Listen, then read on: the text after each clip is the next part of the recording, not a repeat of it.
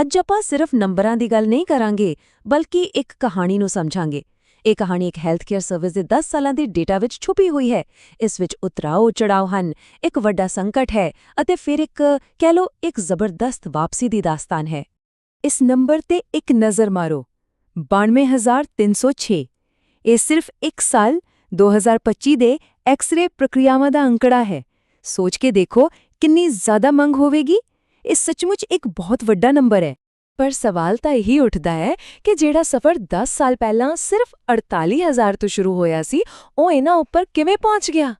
ਇਸ ਕਹਾਣੀ ਨੂੰ ਸਮਝਣ ਲਈ ਆਓ ਜ਼ਰਾ ਸਮੇਂ ਵਿੱਚ ਪਿੱਛੇ ਚੱਲਦੇ ਹਾਂ ਤੇ ਪੂਰੀ ਤਸਵੀਰ ਦੇਖਦੇ ਹਾਂ। ਠੀਕ ਹੈ, ਤਾਂ ਸ਼ੁਰੂ ਕਰਦੇ ਹਾਂ। ਸਭ ਤੋਂ ਪਹਿਲਾਂ ਆਪਾਂ ਪੂਰੇ 10 ਸਾਲਾਂ ਤੇ ਇੱਕ ਉੜਦੀ ਨਜ਼ਰ ਮਾਰਾਂਗੇ। ਇਸ ਨਾਲ ਪਤਾ ਲੱਗੇਗਾ ਕਿ ਇਹ ਸਭ ਸ਼ੁਰੂ ਕਿੱਥੋਂ ਹੋਇਆ ਸੀ ਤੇ ਕਿਵੇਂ ਅੱਗੇ ਵਧਿਆ। ਤਾਂ ਦੇਖੋ, 2016 ਤੇ 2017 ਵਿੱਚ ਸ਼ੁਰੂਆਤ ਕਾਫੀ ਸ਼ਾਂਤ ਸੀ, ਮਤਲਬ ਸਭ ਕੁਝ ਠੀਕ-ਠਾਕ ਚੱਲ ਰਿਹਾ ਸੀ। ਪਰ ਬਹੁਤ ਜਲਦੀ ਚੀਜ਼ਾਂ ਦਿਲਚਸਪ ਹੋਣ ਲੱਗ ਪਈਆਂ। ਮਤਲਬ ਜਿਹੜਾ ਵੱਡਾ ਸੰਕਟ ਆਇਆ, ਉਸ ਤੋਂ ਪਹਿਲਾਂ ਹੀ ਸਿਸਟਮ ਵਿੱਚ ਉਤਾਰ-ਚੜਾਵ ਇਸਨੇ ਸ਼ੁਰੂ ਹੋ ਗਏ ਸਨ।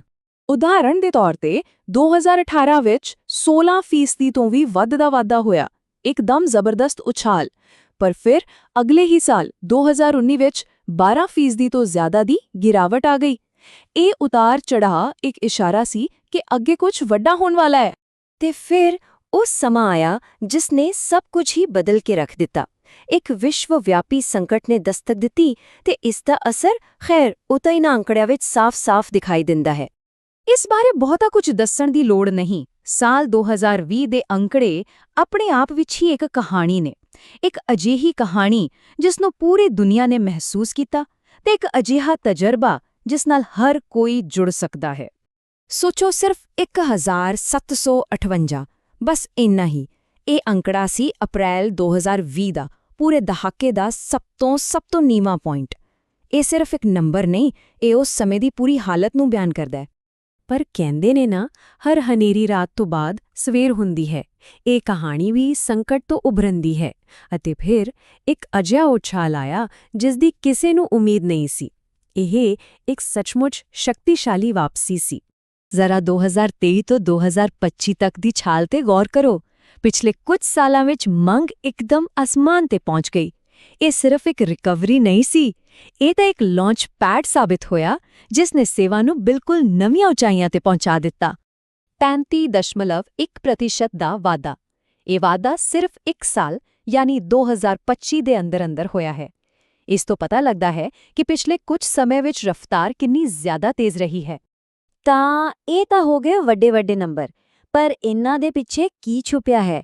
ਹੁਣ ਆਪਾਂ ਕੀ ਹੋਇਆ ਤੋਂ ਕਿਉਂ ਹੋਇਆ ਵੱਲ ਵਧਾਂਗੇ। ਜ਼ਰਾ ਮਹੀਨਾਵਾਰ ਡੇਟਾ ਵਿੱਚ ਝਾਤੀ ਮਾਰਦੇ ਹਾਂ, ਸ਼ਾਇਦ ਕੋਈ ਲੁਕਿਆ ਹੋਇਆ ਰੁਝਾਨ ਲੱਭ ਜਾਵੇ। ਜਦੋਂ ਅਸੀਂ ਪਿਛਲੇ 3 ਸਾਲਾਂ ਦੇ ਮਹੀਨਾਵਾਰ ਅੰਕੜਿਆਂ ਨੂੰ ਇਕੱਠੇ ਰੱਖ ਕੇ ਦੇਖਦੇ ਹਾਂ ਤਾਂ ਕੁਝ ਬਹੁਤ ਹੀ ਦਿਲਚਸਪ ਪੈਟਰਨ ਸਾਹਮਣੇ ਆਉਂਦੇ ਨੇ। ਅਜਿਹੇ ਪੈਟਰਨ ਜੋ ਭਵਿੱਖ ਦੀ ਯੋਜਨਾਬੰਦੀ ਲਈ ਬਹੁਤ ਜ਼ਰੂਰੀ ਹੋ ਸਕਦੇ ਹਨ। ਤਾਂ ਫਿਰ ਇਸ ਸਭ ਦਾ ਮਤਲਬ ਕੀ ਨਿਕਲਦਾ ਹੈ? ਦੇਖੋ, 3 ਮੋਟੀਆਂ-ਮੋਟੀਆਂ ਗੱਲਾਂ ਸਾਹਮਣੇ ਆਉਂਦੀਆਂ ਨੇ। ਪਹਿਲੀ, 2020 ਤੋਂ ਬਾਅਦ ਹਾਲਾਤ ਲਗਾਤਾਰ ਸੁਧਰੇ। ਦੂਜੀ ਗੱਲ, 2024-25 ਵਿੱਚ ਤਾਂ ਜਿਵੇਂ ਧਮਾਕਾ ਹੀ ਹੋ ਗਿਆ, ਇੱਕਦਮ ਜ਼ਬਰਦਸਤ ਉਛਾਲ ਆਇਆ। ਤੇ ਤੀਜੀ ਤੇ ਸ਼ਾਇਦ ਸਭ ਤੋਂ ਜ਼ਰੂਰੀ ਗੱਲ, ਇੱਕ ਪੱਕਾ ਪੈਟਰਨ ਦਿਸਦਾ ਹੈ। ਹਰ ਸਾਲ ਅਪ੍ਰੈਲ ਤੋਂ ਜੂਨ ਦਾ ਸਮਾਂ ਯਾਨੀ ਦੂਜੀ ਤਿਮਾਹੀ ਸਭ ਤੋਂ ਵੱਧ ਰੁਝੇਵਿਆਂ ਵਾਲੀ ਹੁੰਦੀ ਹੈ। ਤੇ ਇਸ ਮੌਸਮੀ ਪੈਟਰਨ ਦਾ ਸਿਖਰ ਉਹ ਸੀ ਮਈ 2025। ਸਿਰਫ ਇੱਕ ਮਹੀਨੇ ਵਿੱਚ 9,784 ਪ੍ਰਕਿਰਿਆਵਾਂ। ਇਹ ਪੂਰੇ 10 ਸਾਲਾਂ ਦਾ ਸਭ ਤੋਂ ਵਿਅਸਤ ਮਹੀਨਾ ਸੀ। ਇਹ ਸਾਫ਼-ਸਾਫ਼ ਦੱਸਦਾ ਹੈ ਕਿ ਸਾਲ ਦੇ ਕੁਝ ਮਹੀਨੇ ਦੂਜਿਆਂ ਨਾਲੋਂ ਕਿਤੇ ਜ਼ਿਆਦਾ ਭਾਰੇ ਹੁੰਦੇ ਹਨ। ਚਲੋ, ਇਹ ਸਾਰਾ ਡੇਟਾ ਤੇ ਪੈਟਰਨ ਤਾਂ ਬਹੁਤ ਵਧੀਆ ਨੇ, ਪਰ ਅਸਲ ਜ਼ਿੰਦਗੀ ਵਿੱਚ ਇਹਨਾਂ ਦਾ ਕੀ ਫਾਇਦਾ?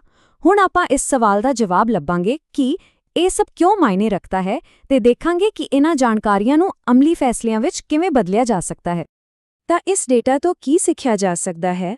3 ਗੱਲਾਂ ਬਿਲਕੁਲ ਸਾਫ਼ ਨੇ। ਪਹਿਲੀ, ਕਿਉਂਕਿ ਸਾਨੂੰ ਪਤਾ ਹੈ ਕਿ ਅਪ੍ਰੈਲ ਤੋਂ ਜੂਨ ਸਭ ਤੋਂ ਵਿਅਸਤ ਸਮਾਂ ਹੁੰਦਾ ਹੈ, ਤਾਂ ਉਸ ਲਈ ਪਹਿਲਾਂ ਤੋਂ ਤਿਆਰੀ ਕਰਨੀ ਚਾਹੀਦੀ ਹੈ। ਦੂਸਰਾ, ਅਪ੍ਰੈਲ 2020 ਦੀ ਗਿਰਾਵਟ ਇੱਕ ਸਬਕ ਹੈ ਕਿ ਕਿਸੇ ਵੀ ਸੰਕਟ ਲਈ ਤਿਆਰ ਰਹਿਣਾ ਚਾਹੀਦਾ ਹੈ। ਅਤੇ ਤੀਸਰਾ, ਇਸ ਤੇਜ਼ੀ ਨਾਲ ਹੋ ਰਹੇ ਵਾਧੇ ਤੇ ਨਜ਼ਰ ਰੱਖਣੀ ਪਵੇਗੀ ਤਾਂ ਜੋ ਪਤਾ ਲੱਗੇ ਕਿ ਇਹ ਹਮੇਸ਼ਾ ਲਈ ਹੈ ਜਾਂ ਬਸ ਕੁਝ ਸਮੇਂ ਲਈ।